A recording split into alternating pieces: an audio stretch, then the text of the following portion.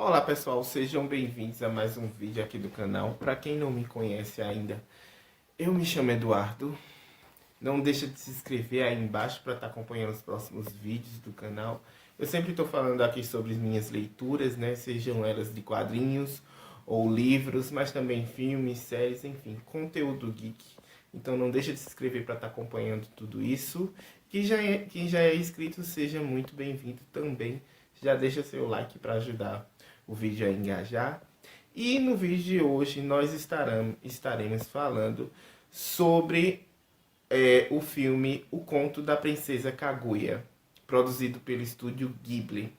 Bom, não sei se vocês têm percebido, se temos aqui fãs das animações do estúdio Ghibli, mas nesse ano de 2020 a Netflix disponibilizou muitos filmes, muitas de suas animações, eu acho que quase todas, com exceção do Túmulo dos Vagalumes, porque é uma produção que não é só do estúdio Ghibli, mas boa parte dos filmes do acervo do estúdio Ghibli estão disponíveis na Netflix. Eles começaram a disponibilizar a partir de janeiro e até meados de abril, se eu não estou enganado, eles disponibilizaram tudo. Então, nesse período agora de isolamento social, de quarentena, que eu fiquei muito em casa, eu meio que peguei todas as animações do estúdio Ghibli e saí maratonando uma por uma.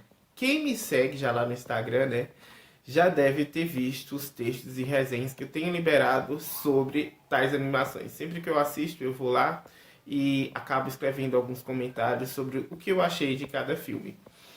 E um desses filmes que é o meu mais, que eu considero um dos meus prediletos, né, que eu gostei mais, é O Conto da Princesa Kaguya.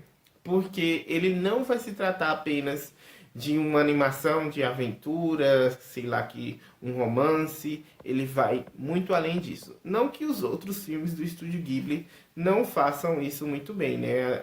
Sempre, em boa parte dos filmes do estúdio, nós iremos ter problematizações voltadas para a natureza, para as relações humanas e tudo mais. Mas eu acho que dentre os filmes do estúdio, um dos mais intensos, assim, que traz uma problematização, que não é um filme tão feliz, é O Conto da Princesa Kaguya. Então a gente vai falar um pouquinho dele hoje. Eu fiz algumas anotações aqui no meu caderno de leitura.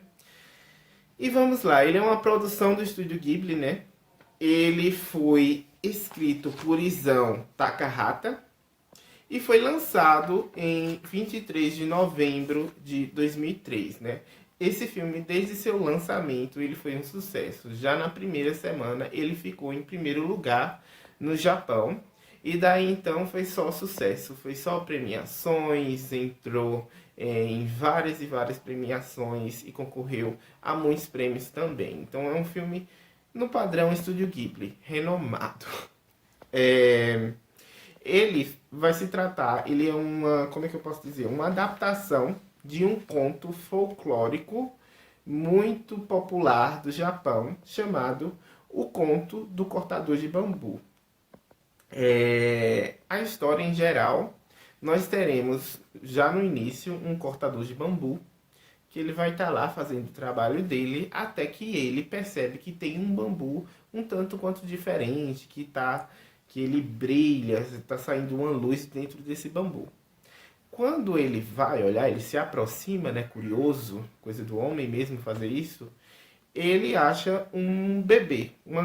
Inicialmente tem uma princesa adormecida e depois essa princesa se transforma em um bebê.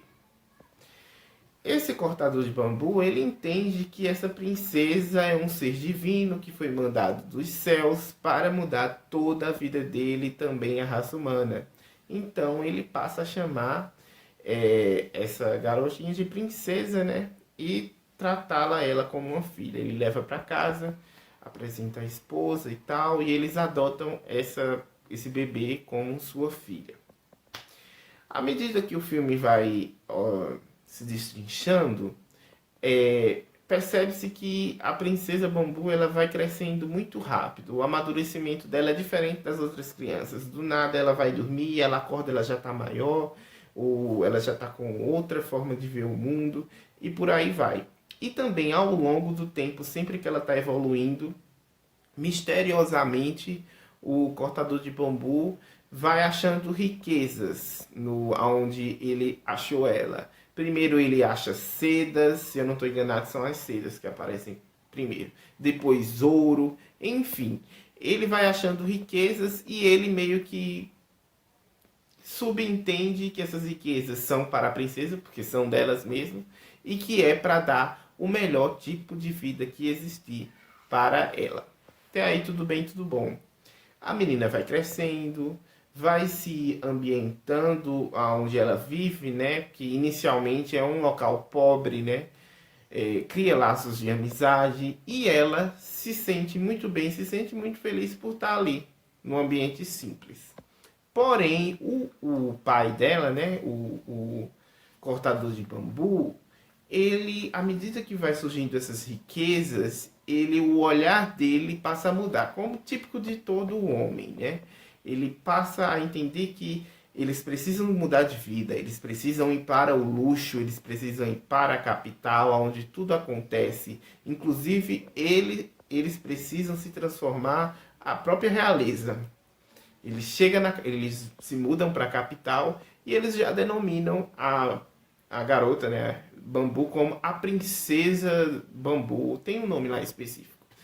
E passam a, tipo, fazer de tudo para que aquela sociedade reconheça ela como princesa, ele como rei e como uma família nobre, que agora é rica e tudo mais. Inclusive a gente percebe que em alguns momentos a sociedade meio que acha estranho. Ah, isso é só um novo rico que está querendo aparecer e tudo mais. Só que com o tempo as pessoas percebem que aquela garota ela tem um toque diferente, ela tem algo que é diferente.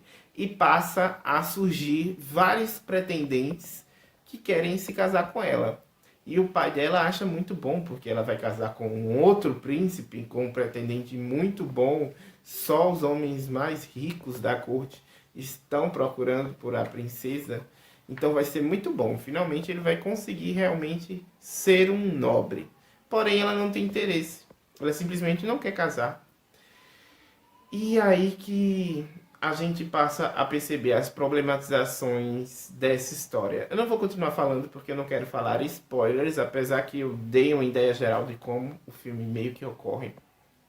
Porém, a gente vai perceber que esse filme ele tem um quê, né, de seriedade diferente dos outros. E vai perceber também que ali vai dar merda. Não vai ter final feliz, entendeu? Não vai ser uma história sobre uma aventura, uma história de amor, nada disso. Meio que é um filme sobre uma lição. O filme tem a proposta de passar uma lição. Foi isso que eu percebi principalmente. Quais são as discussões, né, que o filme vai trazer? O que é o conceito de felicidade? Será o que é felicidade para mim vai ser o mesmo conceito de felicidade para você? Será que o que tá bom para mim vai ser o que tá bom para você? Vai ter pessoas que vão simplesmente entender felicidade como um ambiente simples, como uma atitude simples, um abraço, um momento. Isso pode ser felicidade também. Porém, tem pessoas que entendem que felicidade está ligada com riquezas, está ligada com bens pessoais, com momentos ao redor de outras pessoas ricas, onde você é reconhecido como rico. Tem outras pessoas que vão entender isso. Só que o fato dessa outra pessoa entender que felicidade está ligada à riqueza não vai anular o fato da outra pessoa não achar que é a mesma coisa, entendeu? Mas também teremos problematizações como conceito de felicidade, como eu falei, riqueza, arrependimentos, mortes, abusos e feminismo. Feminismo por quê? Porque nós vamos ver ali o quanto a questão da mulher, né? Naquela época, principalmente no passado, ela dependia da voz do homem. Porque a princesa, a garota, como ela era a filha deles, né? Ela não tinha o que fazer. Ela amava o pai dela e ela respeitava o pai dela. Então, se para o pai dela ser forçada aquelas situações abusivas era o ideal, ela meio que tentava mesmo contra a vontade dela, mesmo que aquilo a deixasse triste. E o mesmo servia para a mãe. A mãe dela era uma pessoa extremamente simples, porém ela meio que não tinha muito o que fazer, já que o marido é quem tomava as rédeas, ficava à frente de tudo da casa. Então a gente vê quanto a mulher no passado era forçada a situações, e até hoje, né? Era forçada a situações meio que tanto quanto complicadas, desconfortáveis, né? E abusivas. A questão da morte é que vai para um spoiler, então se você não quer spoiler, dá uma pausa no vídeo, pula um pouco mais para frente, né? Deixa ele na velocidade. Mas assim, bem no final do filme, né? Quando tudo ocorre, quando a princesa ela fica realmente triste, os seres que trouxeram ela para a Terra, eles vão meio que buscá-la de volta. E quando isso finalmente acontece, vem o arrependimento. E é nesse momento que o homem, né, o pai dela, se arrepende do que fez. Ele vê que tudo aquilo não significou nada, toda aquela riqueza não trouxe o pleno prazer para ele. Então, meio que não significou nada. E é nesse momento que se arrepender não vai adiantar de nada.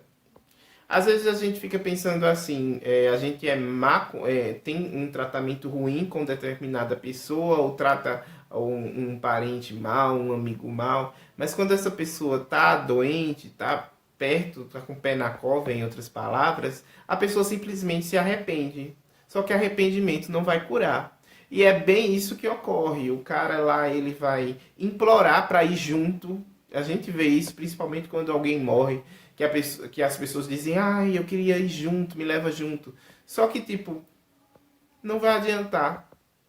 Simplesmente, nós não temos controle sobre a questão da morte. Então é bom a gente nutrir uma vivência boa para a gente não ter arrependimento quando simplesmente a morte chegar. Porque quando a morte chegar, ela vai levar. E não adianta você pedir, você se arrepender, simplesmente vai acontecer. Eu não estou falando que a princesa nem ninguém ali vai morrer. Mas eu meio que fiz uma ligação do final com a questão da morte. E eu acho que quem assistiu talvez vai entender o que eu estou falando. Bom, chega de spoiler. A arte do filme é fenomenal e é um filme totalmente diferente do padrão de filmes do estúdio Ghibli, porque ele é totalmente 100% feito as cenas dele em aquarela, e não é um filme falado, ele é um filme narrado. Você vai ter um conto sendo narrado aos poucos ali, uma história sendo narrada para você ali. E assim, inicialmente eu achei diferente, eu ainda não tinha, não que eu lembre, assistido um filme narrado, mas eu acabei gostando muito. E os cenários são belíssimos. Eu acho que por ser todo em aquarela, a coloração, tudo ali dá um toque muito único para o filme. Bem, o filme, como eu falei, ele foi muito premiado, muito aclamado. É um dos filmes que mais me agradou do estúdio Ghibli.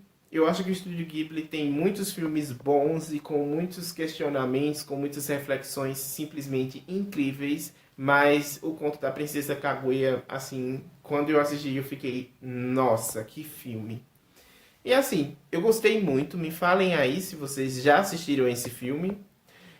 Se vocês têm algum filme para me indicar, alguma animação, principalmente, já que estamos falando de animação. Me indiquem aí alguma animação e me digam qual é a animação predileta do estúdio Ghibli de vocês. Bom, o vídeo foi esse, espero que vocês gostem e até o próximo vídeo.